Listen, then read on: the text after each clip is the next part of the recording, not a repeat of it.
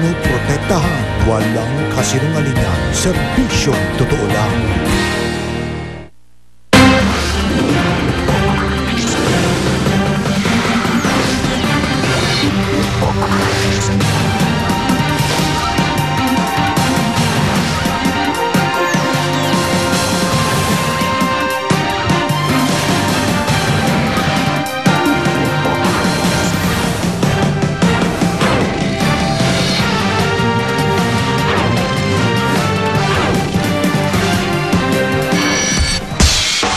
Kasama niyo nag-iisang liga ng katotohanan. Narito na mga balitang dapat nating sama-samang saksihan. Halos dilimas na po ang pondong dapat magagamit sana natin sa darating na mga buwan. Pangulong Noynoy Aquino may patikim na sa kanyang SONA sa Lunes. Pagdalo ni Pampanga Congresswoman Gloria Arroyo sa SONA, inaabangan. Kakita ng malakas sa busang ulan, 40 bahay sa Caloocan na daganan ng bumigay na pader. 300 pamilya apektado. Isang kalapit na komunidad sa West Tower Condominium sa Makati, pinangangambahang inabot na rin ng gas leak. Libreng check-up at face mask sa mga residente nagtatrabaho sa Barangay Bangkal, sinimulan kanina ng Makati City Health Office. Paglakas ng tubig sa Metro Manila, hindi tiyak kung magtatagal.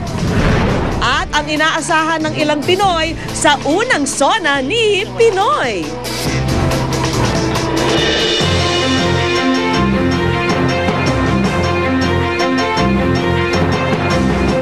Kagulat-gulat, ganyan inilarawan ni Pangulong Noynoy Aquino ang ilan sa kanyang ibabahagi sa kanyang State of the Nation address sa Lunes. May patikim na kanina ang Pangulo, kaya naman ang isa sa mga tiyak na abangan sa Lunes kung dadalo sa SONA si ngayon Congresswoman Gloria Arroyo. Saksi si Lay Alves.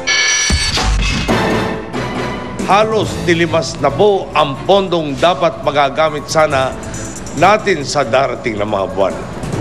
Patikim daw ang talumpati ni Pangulong Noynoy Aquino sa Change of Command Ceremony ng Philippine Army kanina sa lalamanin ng kanyang kauna-unahang State of the Nation address sa Lunes. Kasabay ng pangako niyang modernisasyon para sa AFP, pinasilip ng Pangulo ang estado ng kabanambayan ng iwan na administrasyong Arroyo.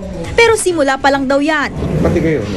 Kayo na nandito, kayo sanay na, hindi na kayo masasak pa rin kayo. Kaya naman bukod sa talumpati ng Pangulo, aabangan din kung dadalo sa Lunes si ngayon Pampanga Representative Gloria Arroyo. As a member of Congress, it's constitutionally mandated that the House and the Senate be in attendance to hear the State of the Nation address. We leave it to the Congresswoman Arroyo to decide if she wants to. Handa rin daw si Pangulong Aquino na muling makaharap ang kanyang sinundan sa palasyo. Whether it's criticism or not, it's going to be factual. The things that will be described, the ills that we are inheriting, these are all factually based. Bukod sa mga planong solusyon sa mga problemang minana sa Arroyo administration, inaasahan ding tatalakayin ng Pangulo ang kampanya kontra katiwarian, issue ng extrajudicial killing at human trafficking, at ang pagsulong ng usaping pangkapayapaan sa Mindanao. Pero hindi pa tiyak kung ihahain niya rin sa SONA ang posisyon niya sa issue ng reproductive health na aantabayanan daw ng simbahan. Sa ngayon, nasa third draft na raw ang talumpati na tinatayang aabot ng humigit kumulang kalahating oras. Muli giit ng palasyo, walang gimmick ang Pangulo sa SONA. Definitely there won't be any props. Like what I was saying a lot of times before, there will be no Lenny Skutnik sa kanyang speech. So talagang straightforward. It will be also in Filipino. Pero kung ang SONA ng Pangulo walang gimmick, ang mga militanteng grupo iniyahanda na ang kanilang Noynoy Magician effigy. Hindi pa raw nila ito susunugin dahil bibigyan pa raw nila ng pagkakataon ng Pangulo na pagganahin ang kanyang magic sa kanyang mga pangako. Simula naman bukas, naka-heightened alert na ang PNP. Ilalagay din sa red alert ang militar. Hindi holiday sa Lunes, pero ngayon pa lang, 19 na eskwelahan na sa Quezon City ang nagkansela ng klase. Pero walang color coding maliban sa Makati. Ako si Lay Alves, ang inyong saksi. Sa ibang balita, inaalam na ng Makati City Government ang lawak ng problemang dulot ng gas leak na unang tumama sa West Tower Condominium. Kasunod yan ang reklamo ng isang kalapit na komunidad na kontaminado na rin daw ang kanilang tubig. At bukod sa pipeline ng First Philippine Industrial Corporation, pinag-aaralan na kung may kinalaman sa perwisyo ang dating gasolinahan na malapit sa lugar. Saksi si June Veneracion. There's a foul play here, you know. I mean, we're going to die. Hindi pa man nare-resolba kung saan galing ang gas leak sa basement ng West Tower Condominium. Saan mo gagawa tayong report? Isang komunidad pa ang nagreklamo ng posibleng umanong gas leak. May 2 bloke lang ang layo ng lugar mula sa West Tower. Agad kumuha ng water sample sa deep well ang mga tauhan ng Bureau of Fire Protection. At ito nga, tubig na amoy gasolina na rin ang tumambad sa kanila. Kaya naman pinabubusisi na ng pamahalang lungsod kung gaano na kalawak ang problema. Pinabubuksan na po natin yung buong hilera nitong dinadaanan nitong tubo na ito para talagang makita na natin kung saan ba nanggagaling ito. Pero sa ngayon, nakasentro pa rin ang problema sa kanang bahagi ng basement 4 na kung tawagin ay sampit. Kanina, gabewang na ang taas sa magkahalong tubig at petrolyo sa lugar. Ang condition po natin ngayon sa loob po, pagpapasok ka pa lang, mag-umpisa ka pa lang sa first basement, maamoy mo na po talaga yun, yung fumes talaga ng fuel na yan. Hanggang paunti-unti ka napapasok po sa baba, para ka naman nasasakal na. Pangunahing pinagsususpechahan pa rin ang pipeline ng First Philippine Industrial Corporation na 10 metro ang layo sa West Tower. Ito lang daw kasi ang pinakamalapit na pipeline sa lugar. Kaya naman kahit walang nakitang pagtagas ang FPIC ng bungkalin nito nitong mga nakarang araw, ayaw pang patabunan ng City Engineer's Office sa Makati ang pipeline. Dapat ibang grupo rin daw at hindi ang FPIC ang magsabing hindi talaga sa naturang pipeline galing ang pagtagas. We're looking for the independent office, no, to check if the pipe is if there's a leak. Pero bukod sa pipeline, sinisilip na rin kung posibleng galing ang tagas sa isang matagal ng saradong gas station na tinayuan na ng gusali. May 200 metro ang layo nito sa West Tower.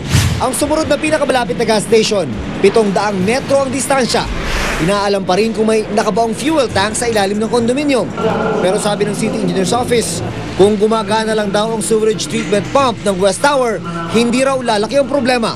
Ang sirang gamit daw ang dahilan kung bakit nababad ng gusto ang tubig at petrolyo sa basement. Dapat mag-move sila.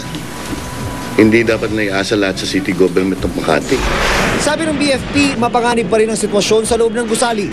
Pero sa labas, ligtas pa naman ang hangin sa paligid, sabi ng Environment Services Department ng Makati. Makakahinga po tayo ng maluwag nang wala pong fumes. June Veneracion ang inyong saksi. At dahil sa peligrong dulot ng gas leak sa kalusugan, dumayo na sa apektadong bahagi ng lungsod ang Makati City Health Office. Bukod sa libreng check-up, namahagi rin sila ng mga face mask. Saksi si JP Soriano.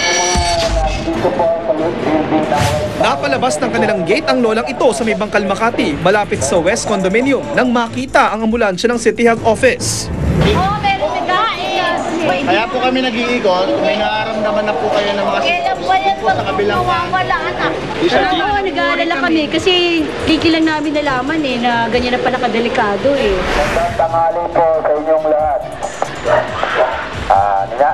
Yung mga may nararamdamang kakaiba sa inyong sarili, lalo po yung paninikit ng dibdib at sa puho. Pwede po kayong magpa-check up ng libre dito sa Garcia Street. Umikot ang ambulansya ng City Health Office sa paligid ng West Condominium. Bunsod ng ulap na may mga residente na nakararanas ng hirap sa paghinga. Namigay ng face mask sa mga residente at nagtatrabaho malapit sa condominium. Naglagay rin ng tent ang mga doktor. At simula alas 10 ng umaga hanggang nitong alas 3 ng hapon, may 25 tao na raw ang nagpatingin sa kanila. 16 sa kanila nakitaan ng sintomas ng exposure sa gas leak. Isang bumbero rin na nakatalaga sa condominium ang nakaramdam ng pagkahilo. Pati ang 10 taong gulang na si Clarissa, na isa sa mga naunang lumikas ng bahay kasama ang kanyang pamilya. Kasi po naninikmura pa yung tiyan ko pag gabi, naaamoy ko po yung gas. Minsan po nananakit din po yung ulo. Ayon sa City Health Office, mas delikado ang gas leak sa may mga asthma at sa mga bata. Ang risk dyan kasi is for you to inhale the fumes. And that will really cause respiratory ailments and even the brain will be affected.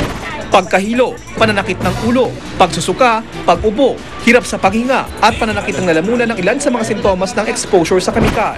Pero sa ngayon, hindi masabi ng City Health Officer kung hanggang saan ang danger zone. At habang hindi pa natatapos ang problema sa condominium na ito, paalala ng City Health Office sa mga residente na nakatira sa paligid, ugaliing gamitin ang kanilang mga face mask. At kahit para may mga nakaambang pangarip sa kalusugan, pakiusap nila sa mga residente, huwag naman daw magpanik. Ako si JP Soriano, ang inyong saksi. 83 barangay pa rin sa Metro Manila ang problemado sa supply ng tubig At gayong wala pa rin katiyakan kung kailan magiging normal na supply, may magandang leksyon na natutunan ang mga inabot ng crisis. Saksi si Bernadette Reyes.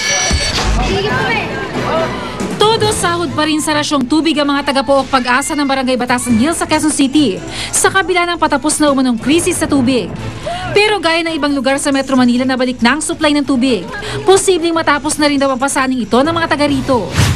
Mismong palasyo pa ang naunang nag-anunsyo na umaayos na ang supply ng tubig sa Metro Manila. It's what we got from Secretary Singson, the measures that he has undertaken to solve the disorder in the lines, water lines. Halos isang metro muli ang itinaas ng level ng Angat Dam, kung saan galing ang 77% ng water supply sa Metro Manila at ilang karatig probinsya.